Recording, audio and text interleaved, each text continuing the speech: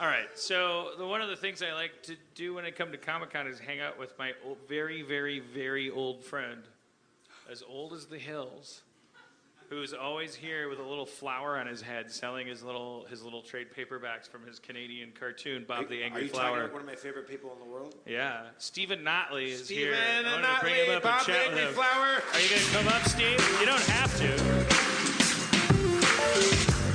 I love this guy.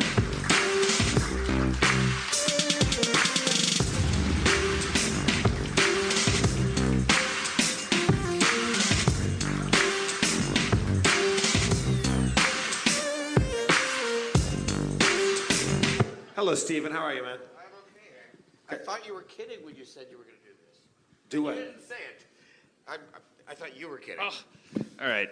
If you don't know Stephen Notley, he writes a hilarious and poignant and trenchant little comic strip in ink and paper. I use two of those words when I'm pitching. Is that right? I don't say poignant. But trenchant. Yes.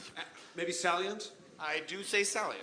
It's called Bob the Angry Flower, and it's great commentary, and it's quite wonderfully drawn. And it expresses all of your impotent rage and righteous indignation. That's very cool. Yeah, you're one of my oldest and nerdiest friends. If you combine the old and the nerdy, like you're definitely like into one scale. That's definitely your top of the list. If you sort by nerdy and oldie.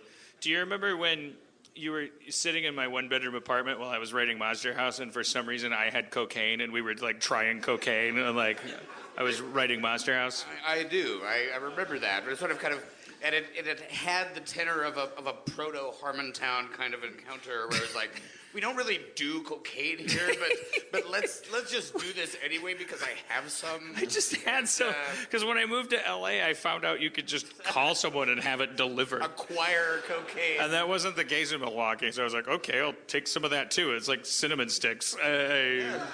And then it turns out cocaine is kind of a lot of fun. We got a lot of talking done about technology and stuff. And then you spend a lot of time doing stuff like this, like very excitedly. Yeah, and then I tried to write Monster House, and I was like, the house is a monster, and then... That's why the third act is just like, then they find some dynamite. But I remember way back then, you blew my mind with this concept you introduced me to, which is the idea that intelligence is a field that is the actual thing that is alive in the universe, and that DNA, life itself, is sort of a subset of that, because there's an intelligence to the universe, not intelligent design. That information, let's say information, not intelligence. Anybody have any Coke? That the idea is that genetically reproduced life is sort of the pawn in the game. That the reason why there's living things on Earth eating each other and evolving based on which person or thing gets eaten is because overall there's just this drive by this field that wants to continue to store more and more information. Not even feel like I was sort of summarizing stuff that a guy named Robert Wright has written about. He's got a book called Non-Zero that he talks about this in great depth, which is basically like there's zero-sum encounters, right? You know, like if you're playing tennis, if you win, then I lose. Zero-sum, right? But there are encounters in which there are non-zero-sum that both can win. And basically, entropy is the bad side of it, but the good side is if you put energy in, you can have things that both sides get more out of it. There's an entropy cost, but like basically things become more complicated and glom together, and then those things become more complicated and glom together, and that just happens whether you're a quark or an atom or a molecule or a Lobo or a zip head or a Lobo or a Deadpool or a Trank. Yeah. Or a worm, or a person, or a corporation, or a human being, or a robo-galactic mega brain, or a flower. Right, and so the idea being that, as far as our position in this whole thing, is that we are the pinnacle of genetic information evolution. We have that we know. We have chromosomes jammed into the cells of our body that are so coiled up and so stuffed into each cell's nucleus, that the operation of them splitting takes like this enormously complicated process, because it's just spools and spools and spools of molecular information. But the sum total of that is that we're these monkeys that have these brains, and we're building these computers, and we're creating new ways to store information, and we seem to be doing it compulsively. Like, not all of those things make us better monkeys. Like, they don't. We seem compelled to keep advancing our way of storing and transferring information, sometimes directly in spite of what actually profits us as primates. And so it's almost as if we're being compelled by some horrible larger, maybe not horrible, maybe wonderful, but certainly not a thing that's rooting for us. Something that's kind of like using us as a little slipper that it's going to get tired of and step out of and move on from. Well, the way I would look at it is like, if you look at yourself, you consider yourself to be a singular entity, right? You are Dan Harmon. But at the same time, you are a corporation made up of trillions and trillions of cells that make up Dan Harmon. And thank you. And those cells are individual living beings.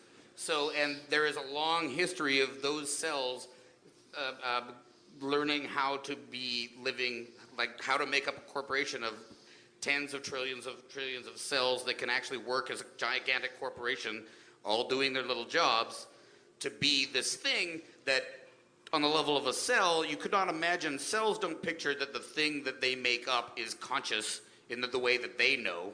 You know, if they're just like, well, here I am, a capillary cell, and I've got my buddies here, we're all sort of pasted together, and we see all the dudes go by, and blah, blah, blah. And do you ever think about God? Do you ever think about there's a guy named Dan that we're all a part of? And it's like, shut up and do your job, man. Like, process that oxygen. But you are that entity. Right.